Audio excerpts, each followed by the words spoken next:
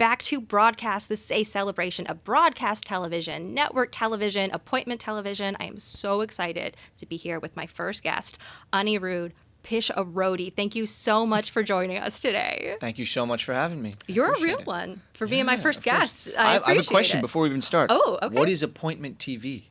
I'm glad that you asked. Okay, Yeah. So you were on First time Appointment hearing TV. about it. Okay, gotcha. You All were right. on Appointment TV. Appointment TV is essentially when you got to race home. Sure. You want to make sure that you're in front of that television at 8 p.m. You got to be ready to watch 911 when it TV. airs. Gotcha, Yeah, okay. you're making an appointment and you're enjoying it with other people that. because you're all experiencing it Right. at the same time. I love that. It increases the stakes, I feel like, which It is does. great. I'm sure you've seen all the live tweeting. So like Oh, you definitely, see that definitely. does not exist in the same way when it's like streaming. Sure, or, yeah. So it's a very new thing, I bet, like it's like a this decade, this generation type It situation. is. Yeah. And so that actually, I know everybody wants to hear about 911, but Yeah. that does, given that this is a celebration of broadcast, I do want to ask you as someone, because you've been on streaming television as well. Yes. What is it that you enjoy about, the 20 episode seasons, be in front of your TV at 8 p.m. type of formats?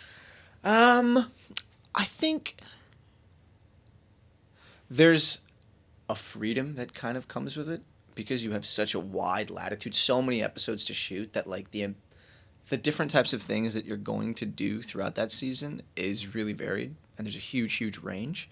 And also, generally, when you have the luxury of having 20 episodes, that generally means that you can do a lot of things practically also. So for 911, for example, everything that we do is legit. There's very few green screens. An explosion, we're actually experiencing an explosion. We are feeling the heat of that, If there's a train disaster, a space shuttle, whatever it is, they're like going to try and get as much of that to be as real as possible. Which I think sometimes, when you just have 6 episodes and it's like a streaming show, that's fine. But for the most part, they're going to try and keep that budget down as much as possible. You know what I mean? And obviously, every show is doing that, but I think there's that luxury with network TV. To kind of actually put things in perspective, I know that you guys probably film out of order, but Yeah. how often would you say that, how often do you wrap the last scene of an episode and then have it air that same week? Oh, like how often are we down to the wire? Yeah, down to the wire. I wasn't. Yeah, we can say it that way. It's kind of like an exponential curve, right? So in the earlier episodes, we have a lot of time because we're usually starting filming in I think end of July, and then before it airs, we have 3-4 months.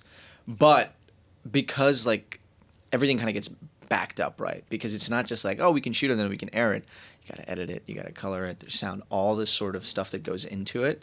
So by after the mid-season break, and when we're getting into 2/3 of the way done, it's really pretty much we're right on this episode, and to the point where we'll have ADR requests come in 2 days before the episode airs, and we actually need this line, we got to figure this out.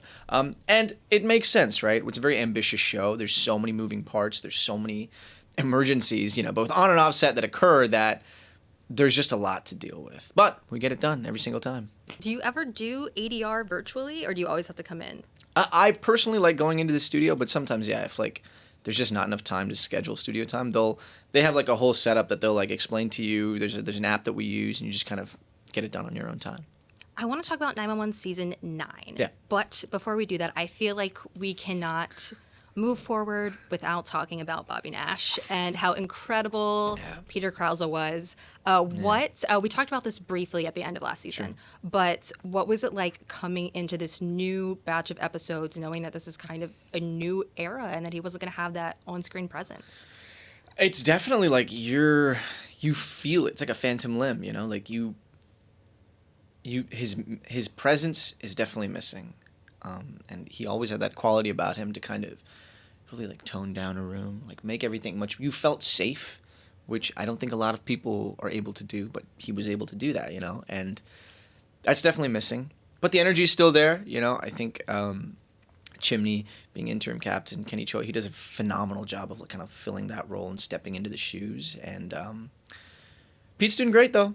I think he's living his life, he's bouncing around, enjoying his time off. You guys really honed back into that dramedy aspect in the first episode of the season. I loved being able to laugh again at the show. It was one of my favorite parts of the premiere. But how do you think Ravi is coping with everything? I mean, I know that time has passed. There's a time jump, obviously. Yeah. I think like any time that a person loses someone who is very important to their life, a father figure, a mentor type figure, there's a lot to unpack, and I think he's slowly getting over it. But I think you can see in the way that a lot of these scenes play out in the coming episodes that the air is still heavy, I don't want to say the ghost of Bobby Nash, but like the spirit still kind of lingers, and every line, every scene that we're a part of, it's there. But everyone's doing better, I think at the end of the day, what he would want, right, especially as the character, is that the job gets done, that we're continuously saving people's lives and making sure that we're taking care of each other, which is what we're trying to do. Well, you guys are going to space now. We just had Hen and Athena in space. Did you want, there were some technical glitches in the last episode. No. Did you want Ravi in space, or are you glad that he was Earthbound? I would have loved to be in space. I love space. To anyone listening right now, I would have loved to be in space for this project, any future projects.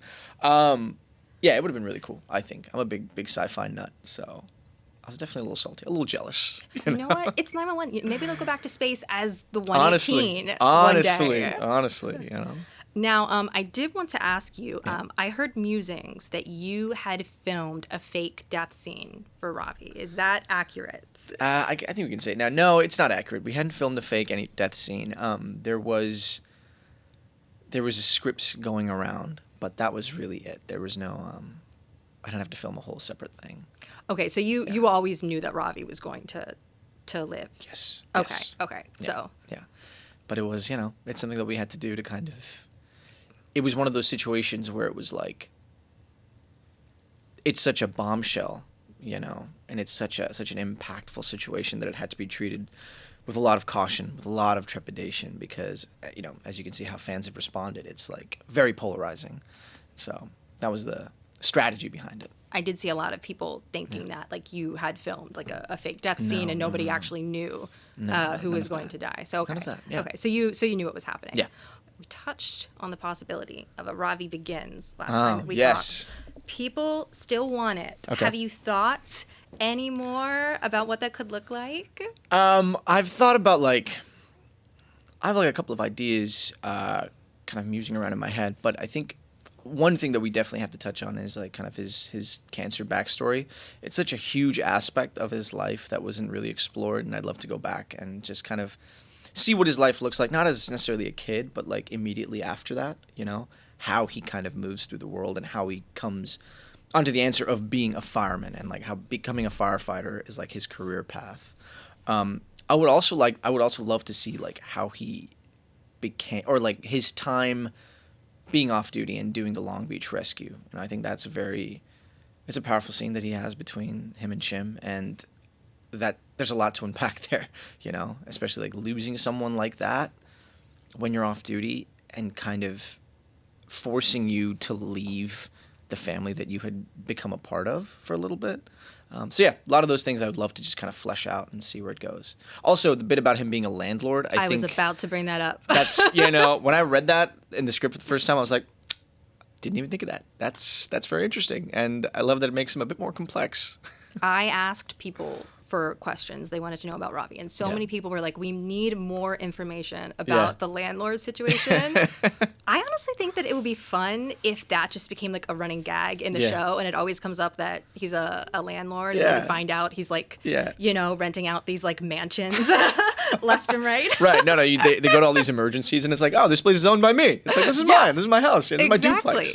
I'd love to explore how he became a landlord too, because it's his third property. So I don't think he's making enough money as a firefighter to afford that. So what are his side hustles that he's doing to, all things we got to find out. Yeah, one day. We do. Have you seen that people are wanting more scenes between Ravi and May? Yes, I have. What are your thoughts? How do you think they would mesh in whichever way? Friendships, romantic, whatever you're feeling. I think Kern and I were pretty good friends, and we always have fun on set. I don't think I've ever had a scene with her that wasn't without the ensemble. But I would imagine, it would have to be some sort of emergency where either Ravi has to go to the call center for whatever reason. Maybe he broke his leg or something like that, and he can't perform his firefighter duties, and has to be I have to help the emergency in some other way. But yeah, I would really relish that. It would be a really fun time to do. I mean, obviously, one of the biggest switch-ups is that Chimney is now captain, which means that Eddie is now Hen's partner. Yeah. And you are now Buck's partner. Yeah. What is it that you think Ravi and Buck bring out in one another that maybe they weren't, bringing out of other people? It kind of feels like almost like a comedy duo, a little bit. I feel like I'm the much more down-to-earth, grounded individual where I'm just kind of like calling out all of his BS on whatever it is. And he's like having these freakouts and I'm like, no, but really. No, but like this is actually how it is. Like, why are you freaking out? Which is very interesting because if you look at how we started, right? It was this mentor-mentee relationship where he's like really teaching me and I was like nervous and just kind of like a nervous wreck. And so the growth has been something that I've really enjoyed being a part of, and also like kind of look forward to every season of seeing where Ravi's going to go, and especially in his relationship to Buck. And I really do appreciate that they're becoming more and more equals in a sense, where there's like this mutual respect. When before it was like a lot of Buck just kind of being like, da da da da, you got to do this, you got to do that, you got to do that, and Ravi just kind of quelling in fear. Do you think they've been frothing? Maybe has that happened behind the scenes? I want to say yes, but the reality is probably not. It's probably still Ravi just frothing by himself. It's a tough sport to get people to, adopt. It's rough. What's it going to take to get, I want a scene of Ravi frothing, and he's just like a pro frother. He's a froth league? Yeah. I would love to see that. That should be what we pitch. There we go. That's for Ravi. Right. Ravi on one Begins, of the golf courses that he owns, there's a little frothing area. It'll be nice. That's perfect. Oh my gosh. Well, I guess I would also like to know, I don't know what you can say, how far ahead you've shot, but what are you most excited for fans to see with the Buck and Ravi partnership this season? Oh, in a couple of episodes, there is, well, I want to say it's unexpected. With 911, no, this is exactly what you would expect. But there's a wonderful storyline that happens between Ravi and Buck, and a little bit Eddie as well, that I think fans are really gonna enjoy. I'm trying to like not give away too much. You're doing a great job. But I'll just say it's not in relation to an emergency or a fire. It's just it's just a couple of guys having fun. Yeah, I'll say that much. I feel like I have to ask because Ravi has been on the receiving end of Buck's, crash outs about Eddie. Sure. I don't quite know how to phrase it. And Ravi just seems so, over it. Yeah. We know how Tommy feels. We kind of know how Maddie feels. I'm curious, what does Ravi think? What does he think is going on? So, yeah, like I said, I feel like Ravi's just so down to earth and he's so matter-of-fact about it that every time he sees Buck making these decisions, it's like, dude, the answer is obvious. It's all you. You are the problem. You know what I mean? Go talk to a therapist. Just figure it out. And I think there is a level that Ravi would wish that Buck would ask him his opinion too about it. In a much more just straight up manner. So Ravi can be like, no, dude, this is exactly what you've got to do. All you're trying to figure out who you are and all this stuff. And it's like, let me tell you exactly who you are. So yeah, I wish there is a level that Buck would open up more to Ravi. Well, with the new partnership with Buck, I am kind of on another note. Do you feel like you're doing more stunts than you were doing before? Yeah, I think since the second half of last season through now, there's definitely a lot more stunts. We've done a lot of physical stuff, at least in the first couple of episodes that we filmed this season. So yeah, I wouldn't necessarily say stunts, but the physicality, yes, is definitely there, which is something that I love to do. I have a favorite stunt. Yeah, there's an episode coming up which was very reminiscent of the lab, of us in our full gear and just fighting the elements and just kind of in it. That was really fun, but I can't spoil it yet. We'll allow it. We'll allow it this time. Well, now, because you talked about earlier about how Ravi's no longer a proby. Mm-hmm. Do you want to see him in more of that leadership, mentorship role? If a new proby came in, how do you think that he would handle that?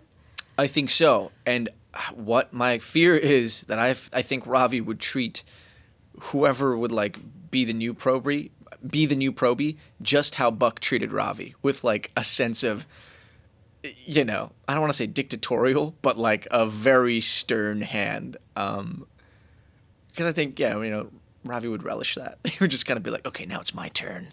Like, let me put them through exactly what I went through. But I don't think it would be cruel or mean. It would just be, I don't think Ravi's a little capable shade, of being a little mean. pepper of that. No. Yeah. He seems like a sweetheart. Yeah, Well, what is you've worked with a lot of people. Yeah. I mean, broadcast, streaming, you've done film. What is a co-star that you would love to either have act beside you in 911 or in another project? Do you have a that dream I've worked with before? Yes. Do you have a dream co-star that you want to reunite with? Yeah. We're talking about network TV so much. One of my favorite shows of all time, I would say it's my favorite show of all time, is Lost. And and so I had the pleasure of working with Henry Ian Cusick, who played Desmond on Lost in Big Sky. And we really hit it off. He's a friend of mine, and I would love to work with him again, I think. And he was actually on Lone Star. He did a little stint on Lone Star. So, Oh, nice. the universe is right there if we can make it happen.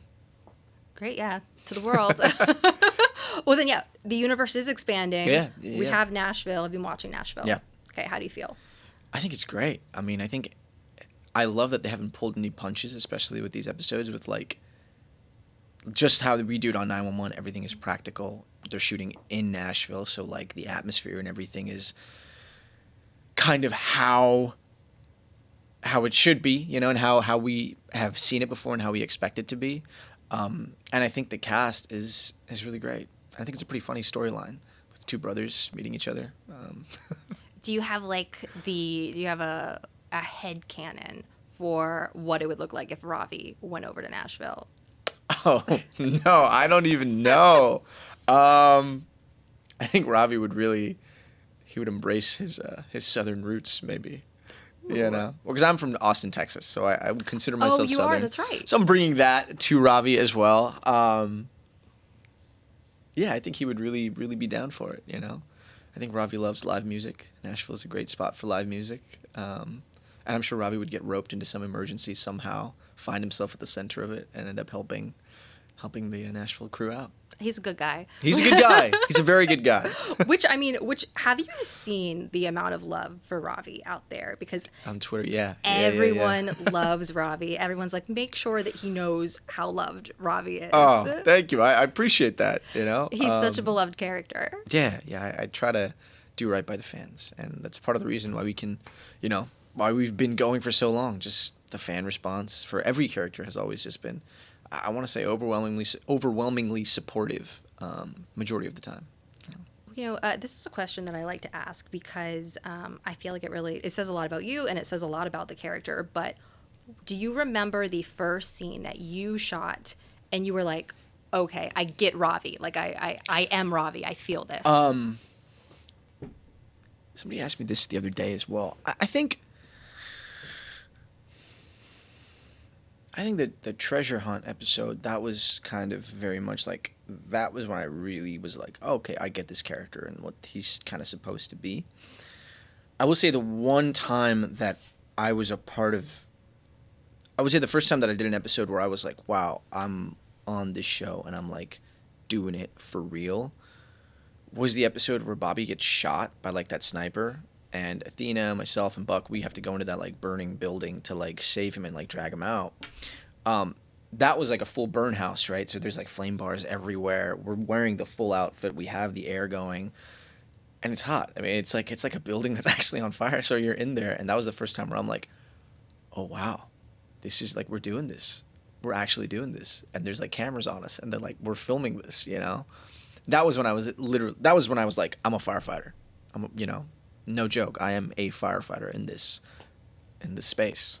Yeah, and that was the first time you ever played a role like that, right? Yeah, like, definitely. Similar. Definitely. And I think, even moving forward, whenever that may be, like, I don't know if I'll ever play a role like that again, because it's such a niche physical thing that, like, barring another show where you would play a firefighter, like, there really isn't anything to compare it to, Man, could you see yourself? I mean, you've never done any like action thriller?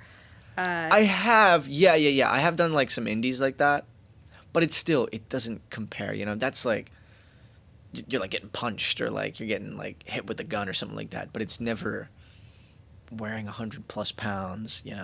Shooting a hose, running into a building that's on fire with the smoke, or there's water everywhere, whatever it may be. It's always much more toned down than this show. Are there other genres that you would like to get more into then? I think the genre that I've like always kind of been about, and I think we were talking about this before, is science fiction. I love sci-fi. Oh my god, I'm like a nut for sci-fi. Yeah. So if there's any scripts out there that you need an Indian guy for, let me know. But yeah, that would really be the genre that I would really love to do. I've kind of done all the other ones thus far. I've done like rom-coms before. I've done straight action. I've done dramas. But yeah, sci-fi. Maybe a western.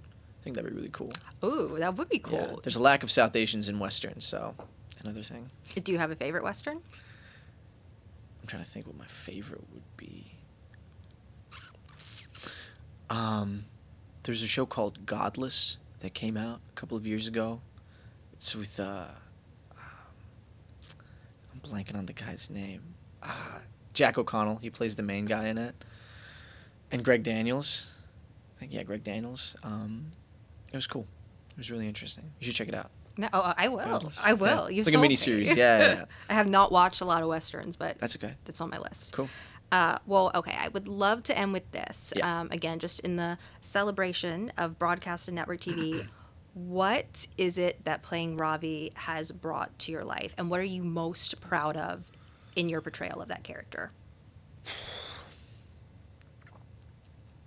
I think we're always talking about Ravi's a nice guy and all that stuff. And I would like to say that there's a kindness to Ravi that I'm really happy that I brought out, and that's become a central tenet to the character. We'll still have fun and everything, but at the end of the day, he means well always, and there's no pretense, which I'd like to think is something that I'm bringing from my own personal life into the role.